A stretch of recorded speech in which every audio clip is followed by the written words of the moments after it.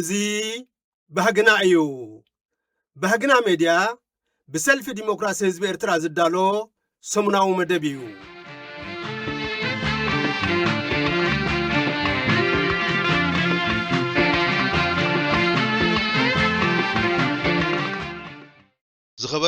ዝኸበርክንን ተኸታተልቲ መደብ ባህግና ሜድያ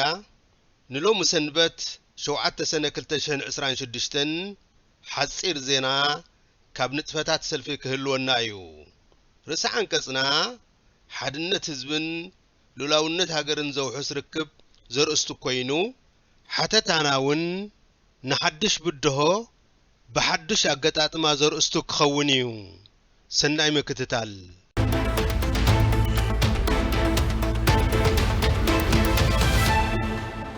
አስተምሮ ወልደስ ዓማር ናባላት ሰልፊ ዲሞክራሲ ህዝብ ኤርትራ ወልደስ ዓማር አባል ማዕከላዊ ባይቶ ሰልፊ ዲሞክራሲ ህዝብ ኤርትራ ሓፂር መተዊ ፖለቲካዊ ማሕበራትን ከመይነት ናይ ጽባሕ ሰልፍታት ኤርትራን ብዝብል አርእስቲ ብ30 ግንቦት 2026 ናባላት ሰልፊ አስተምሮ ሂቡ እቲ አስተምሮ ጥምሮ አብያተ ጽሕፈት ውደባ መንእሰያትን ደቂ ኣንስትዮን ሰልፊ ዲሞክራሲ ህዝብ ኤርትራ ኣብ ሰርዖ ወርሓዊ መድረኽ እዩ ተዋሂቡ ወልደሱስ ኣብቲ አስተምርኡ ታሪኻዊ ኣመጻጽኣ ሰልፊ ክገልጽ እንከሎ ኣብቲ ቅድም ማሕበር ይበሃል ከም ዝነበረ ጠቂሱ ሰልፊ ተመሳሳሊ ርእቶ ዘሎም ሰባት ዝምስርትዎ ከም ግንባርን ምንቅስቃስን ኣብ ህልው ኩነታት ጥራይ ዘተኮረ ዘይኮነ ኣርሒቕካ ናይ ምምዕዳው ከቢድ ሓላፍነት ዘሎ ውዳበ እዩ ኢሉ ሰልፊ ፖለቲካዊ መደብ ዕዮን ቅርጻን ዝውንን ውዳበ ምዃኑ ብምብራህ ከዓ ሓደ ካብቲ ሰልፊ ዝልለየሉ ንስልጣን ናይ ምውድዳር ተልእኾ ዘለዎ ምዃኑ እውን ኣስፊሑ ገሊጹ ሰልፍታት ከከም ፖለቲካዊ ባህሪአን ብዝተፈላለየ ኣስማት ከም ጽውዓ ከዓ ገሊጹ ናይቲ ኣብ ኤርትራ ኣብ ግዜ ህግደፍ ተነዲፉ ዘይተተግበረ ሕጊ ሰልፍታት ዝርዝር ትሕዝቶ ዝምልከት መብርሂ ዝሃበ ብጻይ ወልደሱስ ኣብቲ ናይ 1952 ሕገ መንግስቲ ኤርትራ ከዓ ህዝቢ ፖለቲካዊ ማሕበር ናይ ምምስራት መሰል ኣለዎ ዝብል አንቀጽ ከም ዝነበረ ጠቂሱ ተዛማዲ ኣብነታት እውን ጠቂሱ ምዚ ኣተሓይዙ ከዓ ኣብ ኣርባዓታት ኣብ ኤርትራ ዝነበራ ሰልፍታት ብዝሐንን ፖለቲካዊ ባህሪአንን ኣመልኪቱ ተንቲኑ ምዚ ብምትሓዝ ኣብ ቅድሜና ጽበየና መሰጋገሪ መድረኽ ከም ዝህሉ ጠቂሱ እቲ ብድሆ ንምስጋር ግደ ምምስራት ዝተኣማምን ሰልፊ ዕዙዝ ምዃኑ ብኣብነታት ናይ ዝተፈላለዩ ተመክሮታት ኣሰኒዩ ገሊጹ ብምቕጻል ከዓ ግደ ሰልፊ ዲሞክራሲ ህዝቢ ኤርትራ ኣብ ጽበየና ዘሎ ብድሆ ኣብ ዝምልከት እውን ዘርዚሩ ብጻይ ወልደሱስ መግለጺኡ ብምቕጻል ኣብ ኤርትራዊ ኩነታት ከይተደረተ ብዛዕባ ታሪኽ ሰልፍታት ኣፍሪቃ ዝተቐሰ ኮይኑ ኣብታ ኣህጉር ሃገራት ካብ መግዛእቲ ናጻ ካብ ምውፃእ ሓሊፈን ሰልፍታት በቲ ኣብ ስልጣን ዝመጽእ ኣካል ተዓብሊለን ብሓደ ሰልፊ ስለ ዝበሓታ ኣድማዓይ ዓወት ከምዘይ መዝገባ ናይ ሃገራት ተመክሮ ዳሲሱ ድሕርቲ ሰፊሕ መግለጺ ብጻይ ወልደስ ዓማር በተሳተፍቲ ኣኼባ ኣብ ኤርትራ ዘተኣማምና ሰልፍታት ኣብ ምምስራት ዝህሉ ብድሆታት ሰልፍን ፖለቲካዊ አይዲዮሎጂን ኣብ ዓለምና ዝቀላቀል ዘሎ ናይ ሓይሊ ትርጉምን ብርባር ሃይማኖታውን ብሄራውን ስምዒታት ብምንጽር ወሳኒ ግደ ሰልፊ ምምሕዳራዊ ምክፍፋል ኣብ ምምስራት ሰልፊ ዝህልዎ ጽልዋ ዝብሉን ዝኣመሰሉን ዛዕባታት ተላዒሎም ሰፊሕ ምይይጥ ብምክያድን ምስቲ ዛዕባ ዝዛመዱ ለባዋታት ምቕራብን ኣኼባ ተደምዲሙ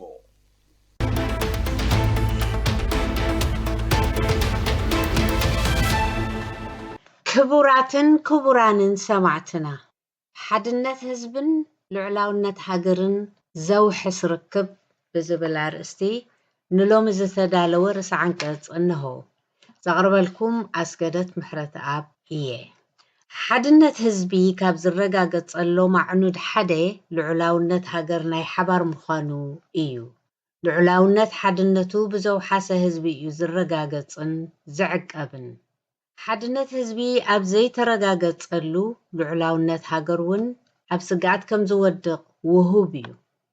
እዚ ከም ኤርትራውያን ኣብ ጉዕዞ ቃልስና ተፈቲና ዝሰዓርናሉ ሓቀኛ ተመክሮ እዩ እዚ መሰረታዊ ሓቂ እዚ በቲ ዋና ልዕላውነቱን ሓድነቱን ዝኾነ ህዝቢ ኤርትራ ዝተረጋገጸ ጥራይ ዘይኮነ በቶም ሓድነቱ ብምክፍፋል ኣዳኺሞም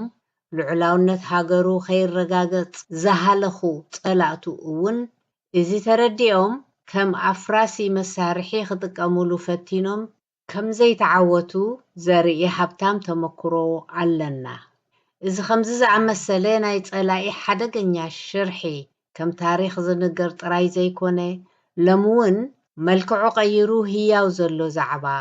እዩ። ብዛዕባ ፖለቲካውን ማሕበረ ቁጠባውን ኩነታት ኤርትራ ክንሓስብ ከለና ወትርግ ሓድነት ህዝብን ልዕላውነት ሃገርን ክንጠቕሶም ካብ እንግደድ መሰረታዊ ኣምራት ዝኾኑ ምእንቲ ምርግጋጾም ዝተኻየደ ቃልሲ ዝተሓላለኸ ከቢድ ዋጋ ዝኸፈለን ነዊሕ ግዜ ዝወሰደን ኣካል ታሪክና ስለ ዝኾነ እዩ። እዚ ብዛዕባ ውሽጣዊ ኤርትራዊ ዋኒና ክንርኢ ከለና ጥራይ ዘይኮነ ብሓፈሻ ምስ መላእ ዓለም ብፍላይ ድማ ምስ ጎረባብትና ሃገራት እንገብሮ ዝምድናታት ሰላምን ምርግጋእን ዘውሕስን ቁጠባና ዘሰስንን ምዃኑን ዘይምዃኑን ምግንዛብ መሰረታዊ እዩ። ናይ ህልውና ጉዳይ ስለ ዝኾነ ከዓ እቲ ዝምድና ንሓድነት ህዝብናን ልዕላውነት ሃገርናን ዘለዎ ብፅሒት ከ ክሳብ ክንደዩ ኢልና ክንሓትትን ክንምልስን ይግባአና። ብፍላይ ምስ ጎረባብትና ዝምድና ክንምስርትን ከለና ጥንቁቅ ኣቓልቦ ክንህቦ ዘለና እዩ። ሰልፊ ዲሞክራሲ ህዝቢ ኤርትራ ኣብ ፖለቲካዊ መደብ ዕይኡ ዝምድና ሓበራዊ ረብሓ ንምዕዋት ዝዓለመ እዩ። ብፍላይ ምስ ጎረባብትና ሃገራት ዝህልወና ዝምድና ኣብ ሓባራዊ ዕብየትና ኣገዳሲ ግደ ክፃወት ስለ ዝኽእል ልዕላውነት ሕድሕድ ብምኽባር ኣብ ሕድሕድ ጣልቃ ብዘይ ምትእትታው ንሰላምን ቁጠባዊ ዕብየትን ብሓባር ክንሰርሕ ይግባእ ዝብል መሰረታዊ ሓሳብ ዘስፈረ ድማ ካብዚ ኣገዳስነት እዚ ብምንቃል እዩ። እዚ ዘመሓላልፎ መልእኽቲ ከምቲ ካብ እመት ስድርላታ ዝበሃል ንዝምድና ምስ ጎረባብትና ዝዓመቐ ተገዳስነት ክንህቦ ባህርያዊ ብምዃኑ እዩ። ዝምድና ንሓድነት ህዝብና ዝያዳ ዝድርዕን ምትእምማን ዘስርፅን ንክኸውን ናይ መላእ ህዝቢ ኣፍልጦን ተሳትፎን ክህልዎ መሰረታዊ እዩ። ኣብ ሓደ ክፋል ሃገር ዝነብር ህዝብና ዝፈጥሮ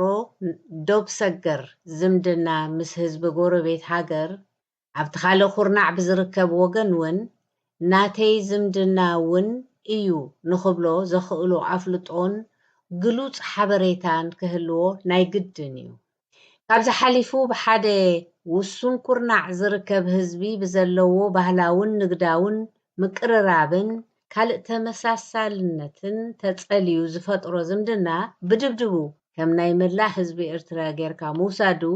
ኣብ ሓድነትን ምትእምማንን ኣሉታዊ ጽልዋን ምርሕሓቕን ከየሕድር ምጥንቃቕ የድሊ። ህዝቢ ሰንዓፈን ዛላምበሳን ህዝቢ እንዳገርጊስን ራማን ህዝቢ ባድመን ሸራሮን ከምኡ እውን ብኸባቢ ዓፋር ዝፈጥርዎ ርክብ ህዝቢ ምስ ህዝቢ ምስቲ ኣብ ካልእ ዶባትን ማእከልን ኤርትራ ዝነብር ህዝቢ ዘለዎም ሓድነት ብግቡእ ከም ዝናበብን ከም ዝመላላእን ምግባሩ ዘይስገር እዩ። እቲ ዝፍጠር ዝምድናታት ድዩ ጽምዶ መናንቂድዎ ማእከሉ ኸናይ መን ረብሓ እዩ ትካላዊ ኣተሓሕዝኡ ኸመይ ይመስል ብኡቢልካ ክብጻሕ ትጽቢት ዝግበረሉ ሸቶኸ እንታይ እዩ ዝብሉ ዛዕባታት ግቡእ ቆላሕታ ሂብካ ምምዛኖምን ምግንዛብን ድማ መሰረታዊ እዩ። ናይ ክሳብ ሕጂ ተመክሮ ዝምድናታት ኤርትራ ምስ ጎረባብቲ ክንድህስስን ከለና እቲ ተበግሶ ዝወስድ በቲ ባህጊ ህዝቢ ማእከል ጌርካ ናይ ምውሳን ባህሪ ዘይብሉ ጉጅለ ህግደፍ ጥራይ ኮይኑ ምጽንሑን ምህላውን እንርድኦ እዩ። ጉጅለ ህግደፍ ቅድሚት ዝሰርዖ ናቱ ስልጣን ምቕጻል እምበር ህዝቢ ዝፈልጦ ትካላዊ መስርሕ ግልጽነትን ተሓታትነትን የብሉን። ከምዚ ስለ ዝኾነ እዩ ከዓ ዝምድናታቱ ምስ ዝተፈላለዩ ጎረባብቲ ኣብ ውግእ ዝዓለመ ስራሕ ብትን ኮይኑ ዝጸንሐን ዘሎን። ኣብ መንጎ ህግደፍን ህወሓትን ዝጸንሐ ናይ ነዊሕ ግዜ ተመክሮ ዝምድና ኣብ ቀጻሊ ምፍታውን ምባእስን ዝተሰረተ ምዃኑ ርኡይ እዩ። بتخالق ملكعو خرأن كله دما أب كل إرتراوي زبيتاوي زعباتات ربحة هزبي أب قمت زي اتو وجلها قدف أب زمدنا مسقورو باب التبتحو حاليوتن حلفنتن كحدرو اتتصبيو زي مخوانيو مس هزبي إثيوبيا بقبيل كادما مس هزب خلل تقراي لعلاوي دوبكا عقبكا حدنت هزبن لعلاونت هاجرن زماخلو ركب هزبي مس هزبي كجبر زكاللو زنبره غزي فتنه محداس زمدنا 2018 نيرو انتخونه قالن جبرن ايسانين نتي አጋጣሚ ተጠቂምካ ነቲ ከሰሓሕብን ከጻልእን ዝጸንሐ ቀያድን ናይ መወዳእታን ብይንዶ ብኤርትራን ኢትዮጵያን ናይ መወዳእታ መልክዕ ትሒዝካ ናብ ካልእ ዝማዕበለ ዝምድና ዘስግር ክኸውን ምተገብኦ እንተኾነ እቲ ኣጀንዳ ንህግደፍ ዘገድሶ ኣይነበረን ህግደፍ ግና ነቲ ዕድመ ከምዘይህልዎ ዝግመት ዝነበረን ከምቲ ዝተገመቶ ኮይኑ ዘሎን ዝምድንኡ ምስ ሰልፊ ብልጽግና ወያኔ ጸወታ ተወዲኡ ወያኔ ጌም ኦቨር ብዝብል ጽልኢ ዝጸሕትር ጭርሖ ጀሚሩ ብተኾሊፍና እዩ ዛዚምዎ እቲ መሪሕ ሓሳብ እቲ ዘይቅዱስ ጭርሖ እንተዘይነብር ክንደይ ህይወት ካብ ህልቂት ክንደይ ንብረት ከዓ ካብ ብርሰት ምድሓነ ንምግማቱ ዘጸግም ኣይኮነን ነዚ ኣብ ግምት ብምእታው ኢና ከዓ ሎምውን ነቲ ብዘይ ግሉጽነትን ትካላዊ መስሩዕ ዘይፍለጥን ፈንጠርጠር ህግደፍ እቲ ዝምድና ማእኸሉ ሓድነት ህዝቢ ኤርትራን ልዕላውነት ሃገሩን ምዃኑ መረጋገፂ ስለዘይሃበ ህዝቢ ኤርትራ ካብ ዝሓለፈ ተመክሩ ተማሂሩ ሕሳቡ ክገብር ንእምት ዘለና ከምዚ ምባል ንሰልፊ ዲሞክራሲ ህዝቢ ኤርትራ ሓድሽ ዘይኮነ ፈጻሚ ሽማግለ ኣብ ናይ 21 ሰነ 2025 ኸይብኡ ንዝምድና ህዝቢ ምስ ህዝቢ ኤርትራን ትግራይን ኣመልኪቱ እዚ ዝምድናኡ ኣድማዒ ንክኸውን ብተሳትፎኡን ኣፍልጡኡን ዝተደኮነ ትካላዊ መልክዕ ዝሓዘን ብጸቢብ ድሌት ውስናት ጉጅለታት ዘይጭወን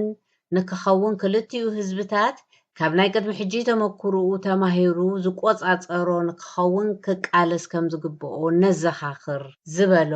ኣይዝንጋዕን ናይ ሎሚ ርእሲ ዓንቀጽና ኣብዚ ይድምደም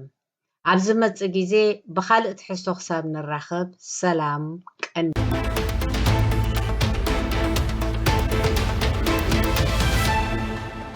ሰማዕትና ናይ ሎማ ሓተታና ንሓድሽ ብድሆ ሓድሽ ኣገጣጥማ ብዝብል ኣርእስቲ ብቤት ጽሕፈት ዜና ሰልፊ ዲሞክራሲ ህዝቢ ኤርትራ ዝተዳለወ ነቕርበልኩም ዓለምና ብኹሉ ነገራ ኣብ ቀጻሊ ናይ ለውጢ ምንቅስቓስ መስርሕ እያ ትነብር እቲ ለውጢ ግን እወንታዊ ወይ ኣሉታዊ ክኸውን ይኽእል እዩ ወዲ ሰብ ከዓ ምስ ቀጻሊ መስርሕ ክነብር ናይ ግድን እዩ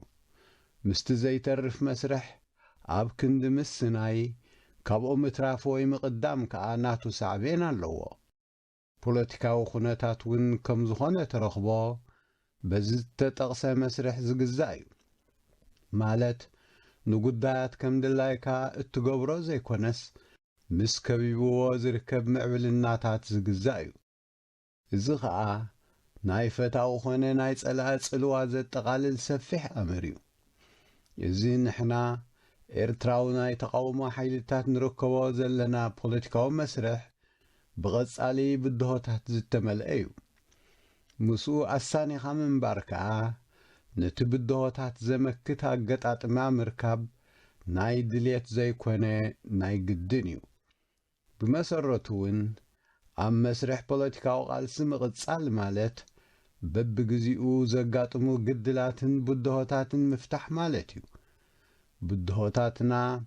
ሓንሳብ ምስ ፈታሕናዮም ንሓዋሩ ዘይምለሱ ዘይኮኑስ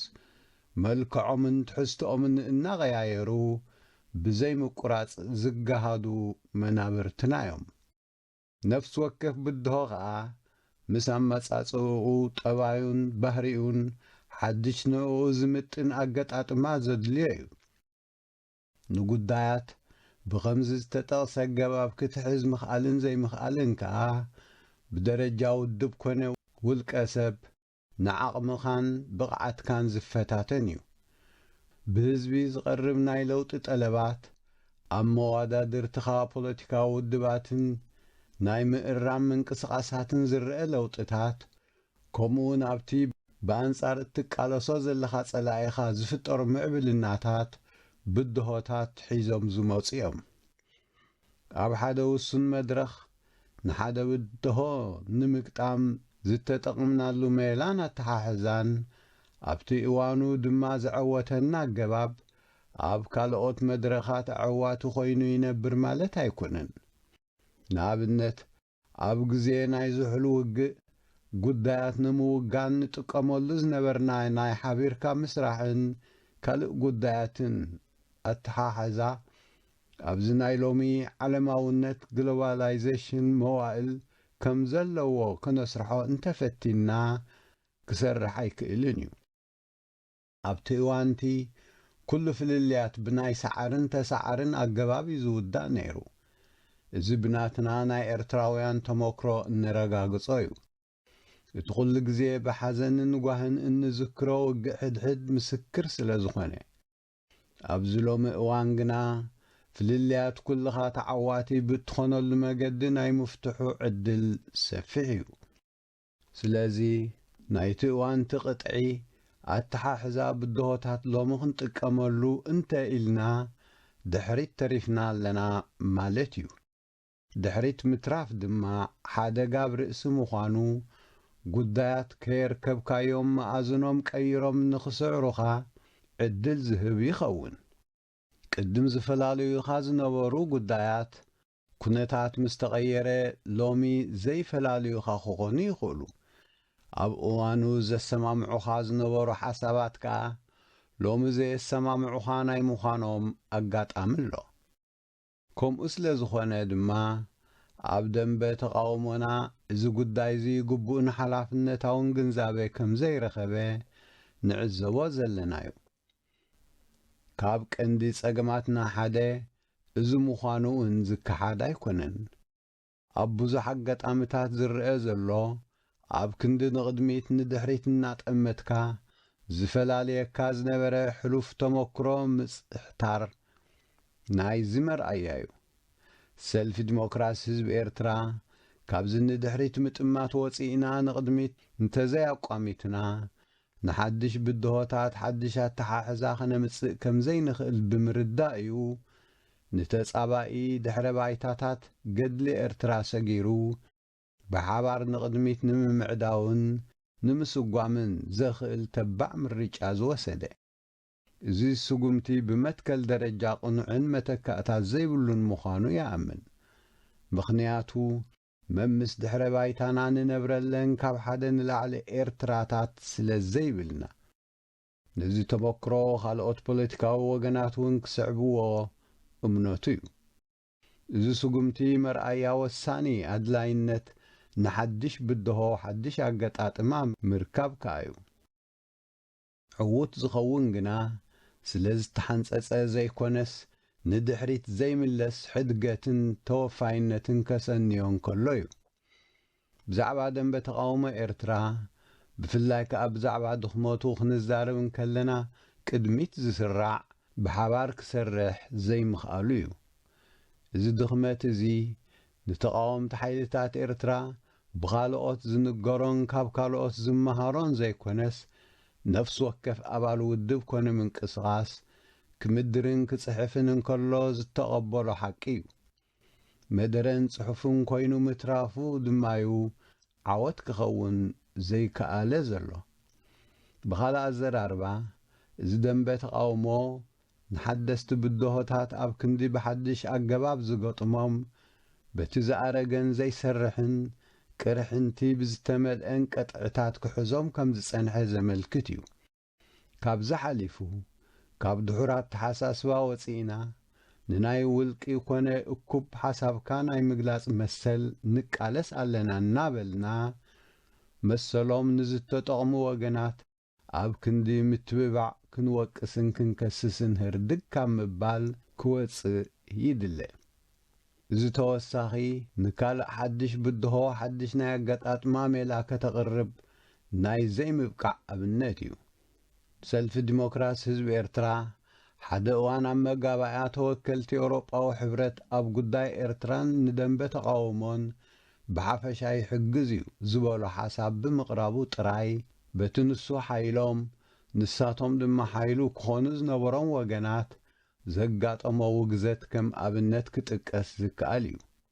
يتأقباب بغنعنا تحزتو مميخا نقول تغالا سايك قلقل بزخل مقدي سلا زي ترأي دما ديبلوماسياوي كفتات أسعيبو كساب لومي كنملقو زي كألنا هاقواف كافت إيرو إزغم أبنت نتقصو زلنا ينبر كومو زأمسولو قدايات بوزحات زملوطنا مهلاهم ززنقع أيكونن نمتائي نحدش بدهو حدش أقطات ما ناي مركب بهلي سويدو ممهارك خونكا تسفى نقب